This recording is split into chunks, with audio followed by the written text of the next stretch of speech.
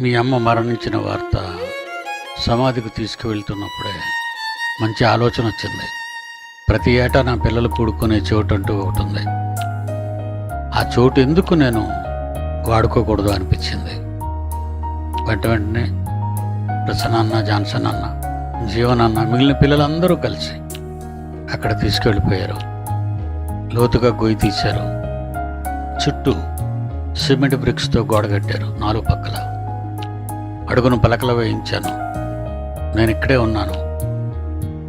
అడుగును పలకలు వేయమన్నాను. పలకల మీద అమ్మ శవాన్ని అంటే బాక్సును పెట్టమన్నాను. కొంత మట్టి కప్పమన్నాను. ఆ మట్టి మీద మళ్ళా పలకలు వేయమన్నాను. అప్పుడు మీ అన్నయ్యకి ఫోన్ చేశాను. అమ్మ పైన స్థలం నాకు ఉంచండి నాయన, నేను వెళ్ళిపోవాలి కదా. ఈ తరంలో నా పిల్లలకు సేవ చేసి నేను కూడా వెళ్ళాలి. నన్ను ఎక్కడో ఎవరి దగ్గరో స్థలాలు లేవనే ఈ కాలంలో నన్ను తీసుకెళ్ళడానికి మీరెన్ని బాధలు పడతారు. కనుక పైన కూడా నాకు స్థలం ఉంచమంటే సెపరేట్ చేశారు. పైన స్థలాన్ని నాకు కేటాయించారు. దాని మీద బాబురావు గారు పంపించిన గ్రానైట్ పీసులు వేశారు.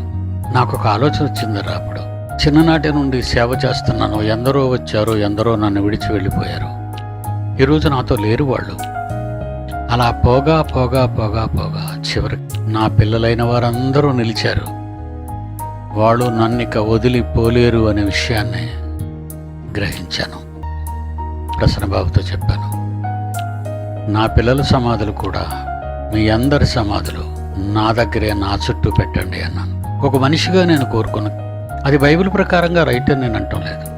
మనమంతా ఒకేసారి లేద్దాంరా. యేసు వచ్చేటప్పుడు మనమంతా ఒకేసారి లేస్తాం. ఎలా లేస్తారు? తండ్రి పనిలో బ్రతుకు కాలమంతా ఖర్చు చేసిన నా పిల్లలే నా చుట్టూ సమాధుల్లో ఉండాలి. క్యాంపస్ 3ని దానికి కేటాయించాను. మన సమాధులు భద్రం చేయబడతాయి. God bless you my children.